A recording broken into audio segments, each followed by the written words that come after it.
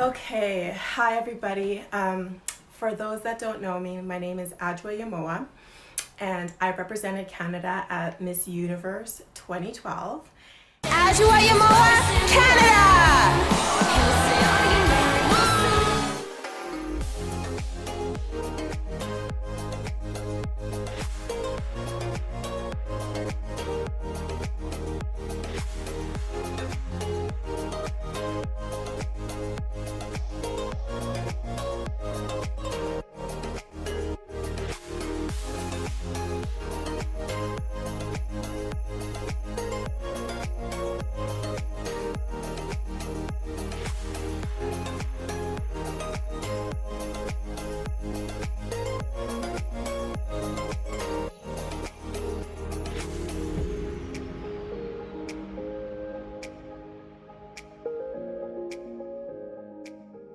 And I wanted to, share my story and experience for a very long time. And just with the temperature of everything that's going on in the world, I thought this was the best time to share my experience as a Black woman in Canada, a Black model, a Black female in the corporate world, and of course, a Black contestant at a pageant. And so it's going to be brief, and as I share my journey and share my stories with you, I will get more into depth in terms of my experience at Miss Universe and Miss Universe Canada.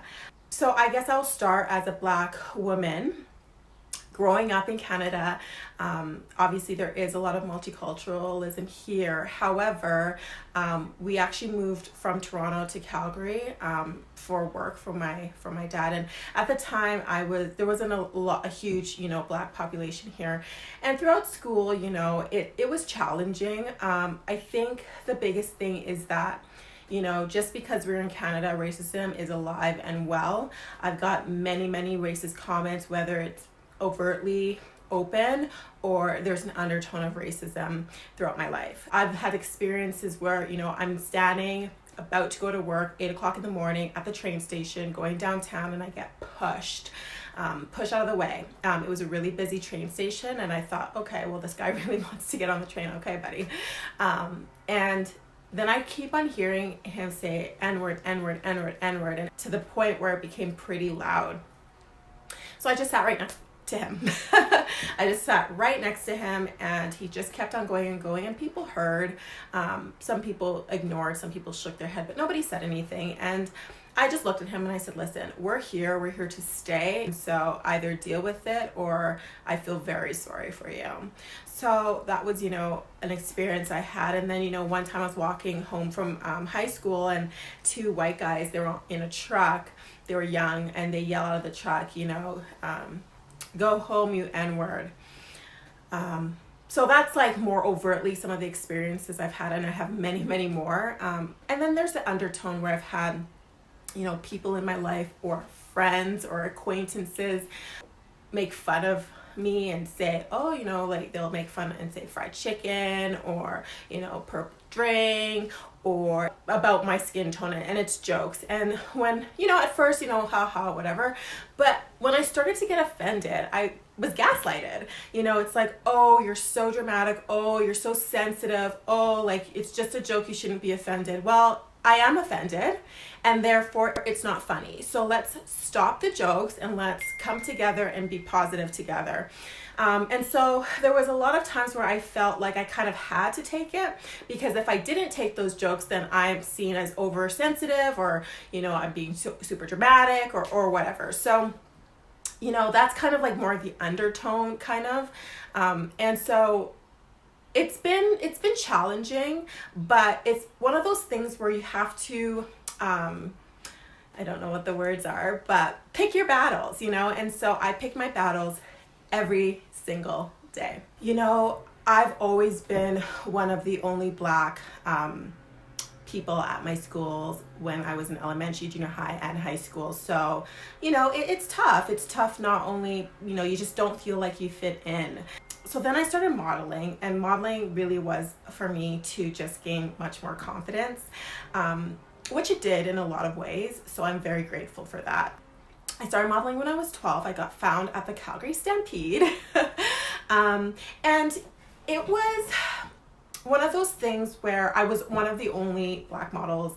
I did get a lot of work, but I just never really felt like I fit in, and it was made apparent to me in a few different ways. And one example I can remember is I was doing this fashion show, and they had the makeup was this smoky kind of dark frosty makeup, and it looked beautiful on all of the Caucasian girls and guys that some of the guys wore it too. And it was for a big fashion show, and I just got eyeliner and mascara, and I was just a little bit disappointed because I kind of wanted to look the same. And P.S. you can put dark makeup on dark skin. I'm not pitch black, and so, or charcoal. So anyways, I kind of said to one of the models, I said, I just kind of wish that the makeup was similar to yours. And the makeup artist overheard and said, okay, sweetie, sorry, this makeup is just not made for black people. And he was one of the biggest makeup artists that was working with that agency, and I think actually went on to move to LA, and I think still does work in LA. And it was so rude, and as a adolescent, I thought it was really unfair, and it was kind of embarrassing. And also, I feel like you should know how to do makeup on black people because you are a makeup artist. This proceeds throughout my life. Very many times I'm either the last person chosen where they don't have as much time because they don't know what they're doing, or I had an experience where they literally put concealer, so like light concealer on my face, all over my face, because they didn't have the makeup for my dark skin. So many times I bring my own makeup to photo shoots or runway or whatever I'm doing, because most of the time they either don't have the colors for me. Most times they have a list of what models are going to be there. They purposely aren't bringing the makeup for my skin color. So also most times, because of the inexperience with the dark skin, and there's many different shades of dark skin, I typically would redo my makeup. So it seems really small, but for me, it just kind of showed again how I'm an afterthought, how I'm not like the others, and how I have to be better at my makeup. I have to figure things out, and I felt at the time, less than. So that's another experience. In the corporate world, man, it's been challenging. Already it's challenging as a female in the corporate world, but it is challenging as a black woman also in the corporate world. One experience I can share was I was working in a corporate company, and I just started in a new position, and I have my ideas, which is the reason that they hired me. And one of the VPs there, we were at a meeting, and he mentioned something that I was like, well, I just feel like maybe we could do it this way, or however, whatever. I disagreed with him, basically. And he pulled me into his office and closed the door and said that I'm very aggressive, and that other people also found me very aggressive. I don't know, but for a black woman to be called aggressive, I feel like there is an issue. Like I don't know what to say, but it's very offensive. And being new to that position, I kind of took it. I was like, well, okay, I apologize. I didn't feel like I was coming across that way. And I really was bothered by it. And another lady girl that worked in a similar position to me would continuously, all the time in meetings, say what she thought, how she felt, and possibly disagree with them, same people, and they did not take it that way. So I just kind of sat there and shut my mouth and didn't say much. And he did pull me in and said, you know what, you're a lot better.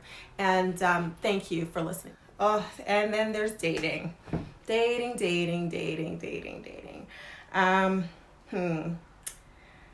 Yeah, I've gotten a lot of weird comments like, wow, you're really pretty for a black girl, or wow, I've never really found a black girl ever attractive outside of you, or the kicker, you're just a little too dark for me. I actually got that comment. So it's tough, right? Because you aren't a lot of people's types, let's be honest, or they never really thought that they would be with somebody that's like you, which is so strange to me. Because people are attractive. Like if you're attracted to somebody, you're attracted to them. It shouldn't really matter about their skin tone. And I think what happens is people are like, well, they're just not my type. Okay, well, types typically are, you know, characteristics, personality, stuff like that. That's a preference, and that's a preference that you choose. So anyways, long story short, dating is interesting. I've met some amazing people, but there has been, you know, that undertone. Even some of my friends sometimes are like, oh, like, you're not your typical black girl. You know, you're basically a black girl in a white girl's body. Do you know what I mean? Like, again, sometimes that's like haha funny because I know them and it's fine, whatever. But then it's knowing that I'm your only black friend. Is that kind of why you're friends with me? You know, and again, you can't go with life thinking that way, honestly, and I really don't. It's just, you know, as we start this conversation and as we go through these conversations, I have to think about things like that and how things like that have affected my self-confidence, my self-worth, and they really do affect me. And I have to be honest with myself and not, you know, be laissez-faire about it. And I have to know my truth, and those kinds of comments aren't okay. Not anymore. So next, that takes me to my pageant experience. So I've competed in many pageants. I've loved pageants. I used to watch it with my mom. The first pageant I watched was in 1996 when Alicia Machado won Miss Universe. And the reason I liked pageants is because there were so many different cultures being represented, and there was so many definitions of beauty. And they were all in the same place, and I felt that like that was for me a way to show everybody, including myself, most importantly myself, that I am beautiful. Honestly, that was the reason I entered pageants at the beginning. It was because I felt like, okay, well, if I win this, then maybe people will see me as beautiful or as like one of them. Sad, but true. So I will get into more detail of my experience with the Miss Universe Canada organization and just my experience in general in pageants. But not in this video in particular, but what I will say is that you really have to be the best in everything. When I competed in Miss Universe Canada 2012, I made the decision that I needed to be the best, period. I had to be had the best hair, makeup, body, skin, clothes, interview, dress, everything, in order for them to not overlook me. In my thoughts, I thought I have to be the best, that they actually have absolutely no choice but to pick me. So with pageants, it's a little different because there's no overt racism. That is such a faux pas. Well, maybe behind your back or to people that maybe in the, you know, that they're friends with or in the organization, but they'll never do it to your face, because the whole premise of pageant is to celebrate beauty and intelligence of all kinds. However, the reality is that you are at a loss. And I do feel as a black woman as if I was more of a loss than any other culture. And I felt this for a long time. I've never felt safe enough to share my thoughts because I didn't want to come off as being petty or not appreciative or upset because maybe I didn't place as high as I wanted to do, or, you know, one of those typical like angry contestants. But really, that's how I felt. And so I went in full blast. I spent a year. I did everything I needed to do in order to win that pageant. Since then, I found out some things that were said in the organization, such as I would have never let that N-word win, and more, that made me really disappointed. Because you put a lot of time, you put a lot of money, you put a lot of effort, and you really feel this is a fair pageant. And you also really feel like, you know, how could the whole foundation of it, how can it be this way? But it is. Since then, I think pageants have extremely evolved. Like right now, our Miss Universe is, her name's Ozabini, I believe, and she's from from South Africa. So I do think we've came a long way. I do think there's a lot further to go. When I went to Miss Universe, I was so excited. This was such an amazing opportunity for me. It was my dream. And it was marred because I got so many blogs written about me with very, very, very racist undertones or overt racism. And it was unnecessary. I am who I am. I was born this way. I can't change that.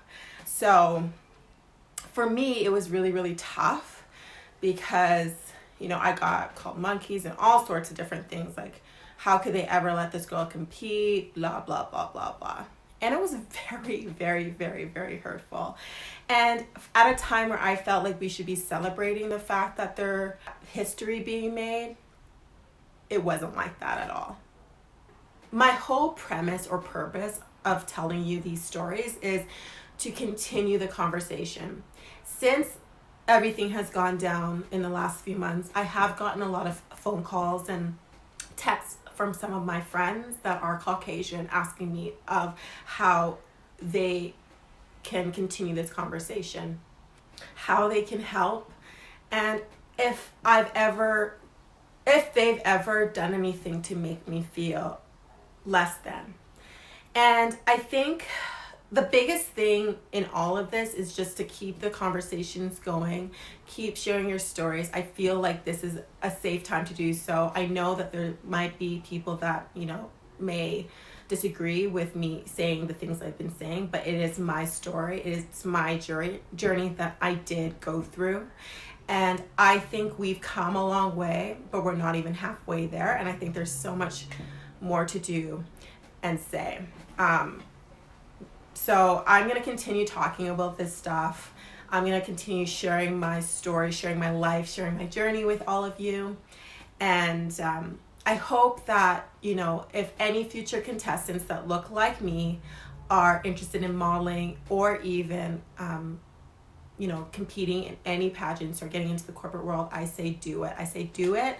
Never, ever, ever, ever not do something because you feel insecure or you feel like, well, it's too hard, I will never get there. You might not, but put yourself out there.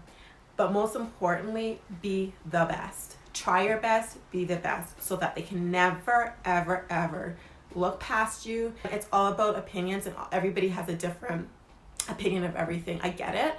But even for you personally, if you do your best, you at least can go out of there with your head up high and knowing that, you know what, out of my control, what I could control, I did. So anyways, I hope you enjoyed my video, and again, I'll continue to share with you. Please subscribe to my channel. I mean, I can't stop here, can I? I have to continue this. So please subscribe. Follow me on Instagram. You'll see my Instagram handle in the bottom, and let's keep the conversation going. Okay?